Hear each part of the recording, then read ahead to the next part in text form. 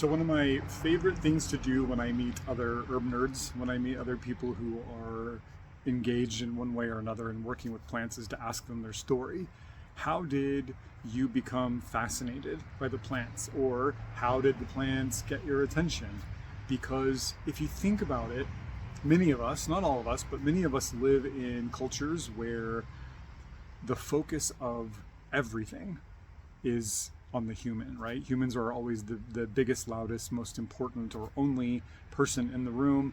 And to break that spell is kind of a big thing. You know, we overlook it a lot, I think, in our echo chamber of animist, pagan, witchy, sorceress communities. But it's a big deal that the effortlessness in a lot of our culture is to just put the blinders on and kind of, do what everybody does. And so to be shaken out of that by the plants especially, I think is a very, very magical thing. So look, if you cross paths with other plant people, it doesn't matter to what level or what angle they're engaged, take time to ask them their story.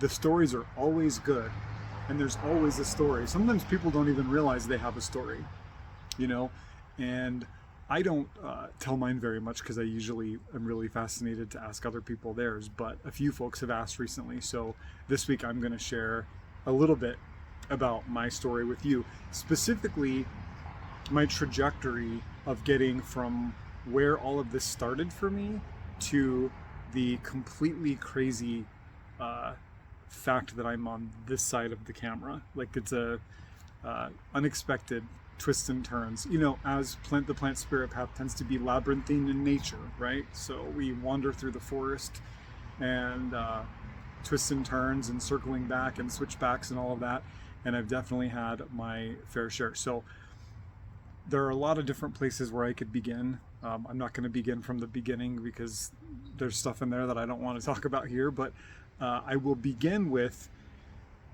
how I first sort of was introduced to the idea that there was something more to plants than I had been told, or than that I had assumed, maybe. I don't necessarily ever remember anybody coming to me and saying, plants are things and they're here to take care of people, other than like what you get indoctrinated with in some of the religious stuff. So when I was 12 or 13 years old, I convinced my grandmother to drive me into the city to an occult bookshop, which I think is now gone, where I picked up my first occult book, which was a Scott Cunningham book, of course.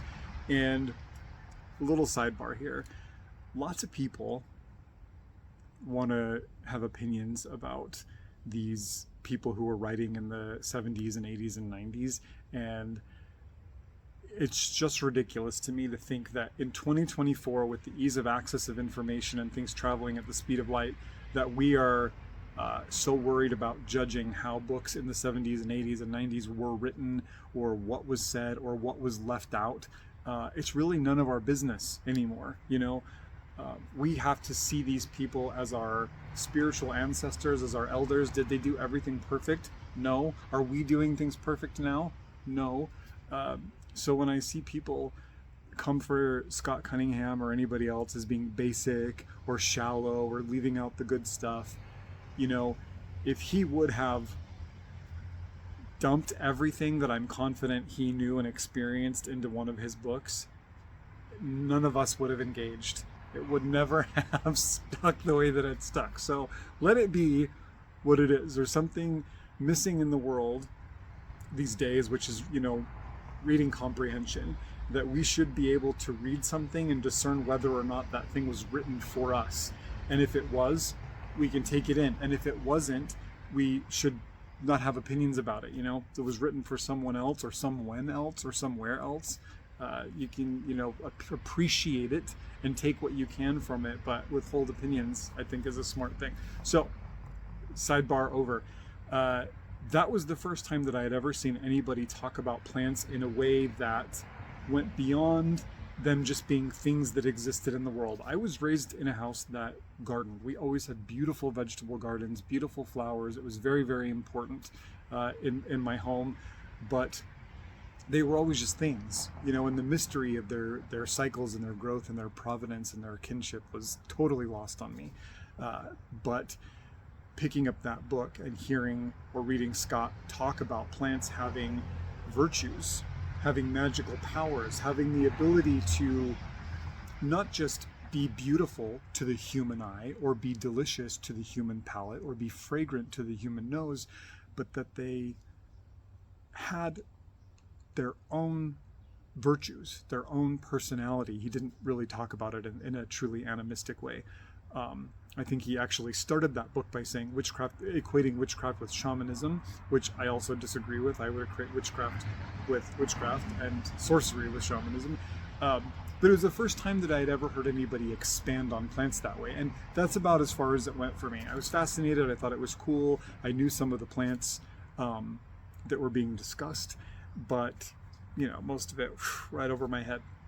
It wasn't until my late teens when some of the things that I had experienced as a kid started to surface for me as mental health issues, complex post-traumatic stress disorder, panic disorder, a couple of other things that I don't want to talk about here.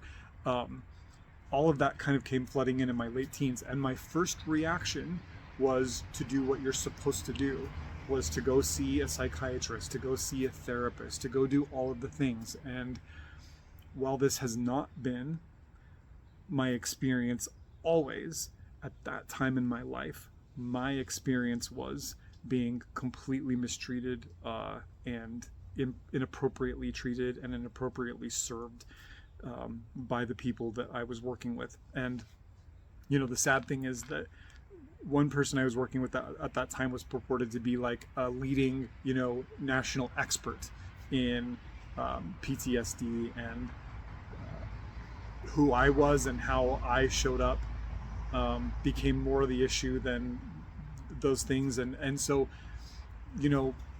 tons of medication that maybe quelled some of the anxiety, but also turned off the best parts of me. They turned off the things that made me who I am.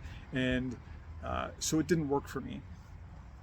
If those treatments, those medications improve your quality of life, I support it completely. This isn't to say the whole system is bad and everybody in it is bad. It's just to say my experience was not great.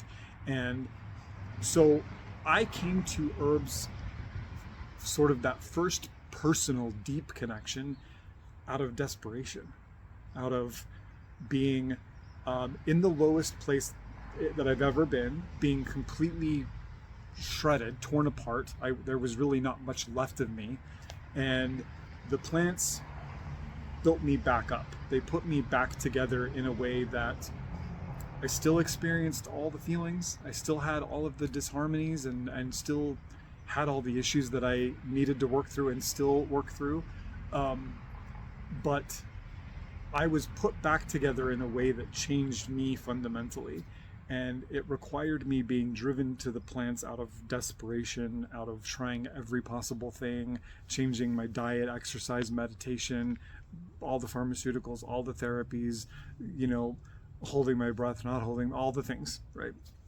So I went to them, and also I should say that I went to them in the worst possible way. Not only did I bring like the worst version of myself, like I was just completely destroyed and torn apart, but the first herbal formula that I ever took, I got from a local health food store, which I don't know exists anymore, but it was called New Frontiers. And in their herb section, they had a couple of, very general, like Reader's Digest, natural remedies, herbs for.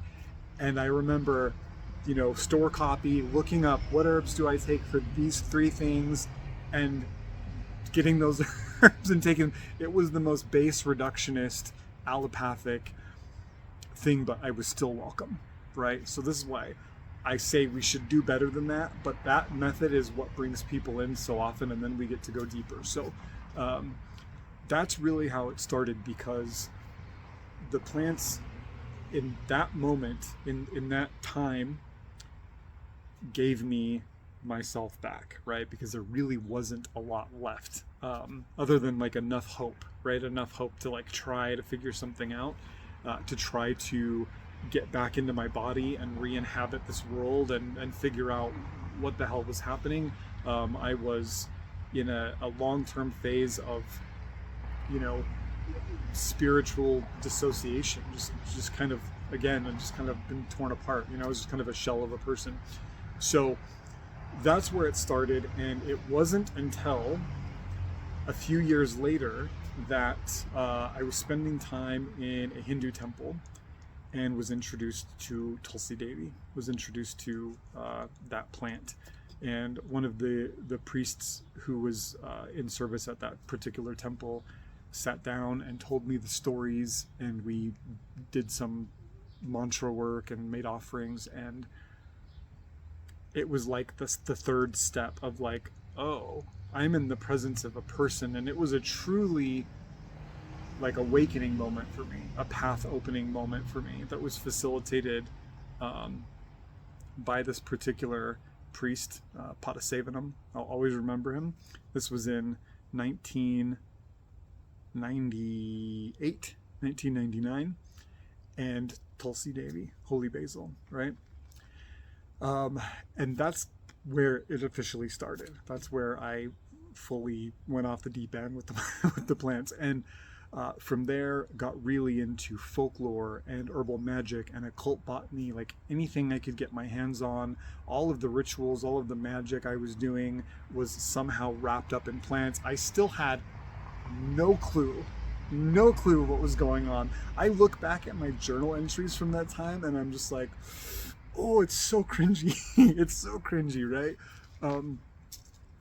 Who would have thought? So I'm going to skip through some stuff because this is taking longer than I thought, but I ended up doing a 4-year clinical program in herbalism, East-West, and ended up doing 2 more after that. So I was kind of holding this clinical practice of herbalism, you know, treating people in a clinical way, learning energetics and constitution and temperament and everything, learning it the right way, but also, you know, reading the Atharva Veda and reading Bald's Leech Book and Herbarium 5 and all of these incredible folkloric manuscripts that tell the story of plants. And I think that's how everything got put into my pot and mixed up together, right? I never really felt comfortable separating them. And I remember doing coursework in school that would bring in folkloric or ancestral empirical, you know, anecdotes about plants, and having reviewers say like, oh, you know, you should leave that out because it's not clinical and it's not, you know, coming from these things. And I was always like so baffled by that. Like, why would you not want to know the whole story about this plant, not just the part of it that serves the human, right? That always like sat really wrong with me. And so school, and in 2016, when I finished the big program that I did and my clinical internships, I got invited to be a guest speaker at Salt Lake City Public Library System as part of a food and coffee and chocolate society where lots of really smart foodie people with really developed palates would sit around and talk about coffee and chocolate and things.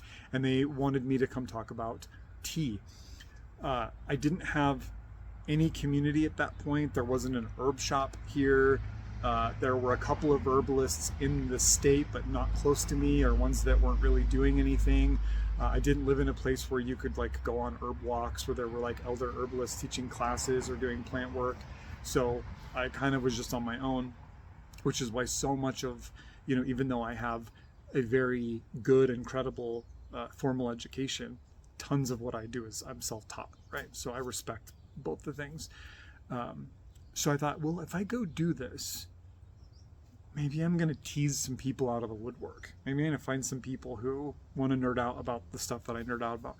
So I put together some tea blends, and we were going to do a tea tasting, and they were all plants that grow really well here. So kind of teaching people, hey, you can grow these herbs in your garden and have these beautiful, vibrant teas, you know, throughout the year. and we talked about harvesting and medicinal benefits and a little folklore, and we did some tastings, a little herbal tea flight. It was very cool, and I prepared for it, and I made slides, and it was awesome.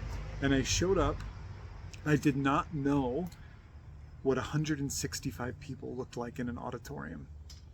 I had never one time in my life used a microphone. I didn't know that you could just speak normally and it would project your voice. So they gave me this wireless microphone, and I'm like, they're like, "Jay, turn it down a little bit." So I did that, and in that moment, the first 5 minutes were a blur, a dissociative panic attack. I had never spoken in public before, ever. I don't remember being like completely terrified of it, but I remember that first 5 minutes being like, I feel like I might just blip out. Like I might just spontaneously combust, right? But something happened in that class. It was November or December of 2016. Something happened, and I entered into the flow state, where you're just talking about something you love and you lose time, and all that was happening was me and the plants collectively and the people in the room, and I felt this transmission happen, and a lot of the people in the room felt it too. There's a quickening that happens when you're around folks that are just really fired up about what they do, like it's contagious. And ever since then, with all the titles, herbalist, clinical herbalist, occult botanist, author, herb nerd, tattoo collector, cat petter, teacher has always been the name that I'm the most comfortable with. And actually, if my life would have taken a different trajectory, I would have loved to be a teacher. I would have loved to teach special education or something like that. I think I would be really happy doing that. So at the end of the day, when I go to bed a teacher, and I wake up a teacher, and everything else I get to do is just part of that. It's like under that canopy of that one, tree. So from being in the worst possible place I can imagine as a person, a young person, mentally, emotionally, spiritually, physically, completely torn apart, taken down to my core, to being on this side of the camera, connecting with you all, talking about something that I love and respect so much, that is so important to me, that I have such high expectations of myself, of how this work gets done and transmitted. It's kind of a wild journey. And the reason why I wanted to share this with you, a couple things actually, is first, a reminder that you should, and I use the word should loosely, but, take the opportunity to ask the nerds in your life how they got to where they are. You will tease stories out of people that will be so cool, that you will love, and that will help you connect with them more. And they will often surprise themselves about, that the journey has actually been a little more wild than I thought, right? The other thing is, there's no one way to do this. Some people are fascinated by plants, and they come into it through their fascination with the plants, and they sort of put the work in to gain the plants' respect, and then the plants start reciprocating. Some people, it's like they can't get rid of the plant. The plants are just kind of always there. They just keep showing up and knocking until the person finally catches them with the right angle and goes, oh, like I get this. Some people have to be torn apart and put back together by the plants to get it. Like, we have to be like knocked on the noggin. There are so many trajectories and paths and experience. In fact, I don't think any two people do it the same, which is another good reason to ask the stories. But all of it brings us onto, the similar path, the similar labyrinthine path that we get to walk in our own way. You can walk and cartwheel and skip and go backwards and veer off path and come back if you want, and take a few steps backwards if you need to. We all end up, doing this work however we do, if you do. And if your relationship with this is that you're connection to the plants that you garden, that you steward, is deeper, that's awesome. If you practice some tradition of magic, if you're part of Wicca or BTW or Anderson Fairy, and this just allows you to deepen the relationship with the plants that you burn as incense, or that you tuck into a magical sachet or add to an anointing oil, that's awesome. The plant spirit path is not going to be the summum bonum for everybody like it is for me. This is the path I walk. I do plant spirit work. There's not really anything else that I do. But it's worth, honoring your radical authenticity, showing up as yourself, having your story, sharing it when you feel comfortable. I've talked a little bit about my story privately and one-on-one classes and stuff. I think this is the first time I've unpacked it more openly, and I have more stuff that I want to talk about, which I will talk about later, and so we'll get to that at a different time. But the vulnerability, the showing up as yourself, the being proud of the way that the plants have responded to your work, it's also cool, and it just brings us so much closer together in the work. So with that, way longer than I anticipated. Thanks for sticking around. We will be back to classes next week, but hopefully this inspires you to look at your own story and maybe even share a little bit about it in the comments below, because I'd love to get to know you. All right, see you later. Take care.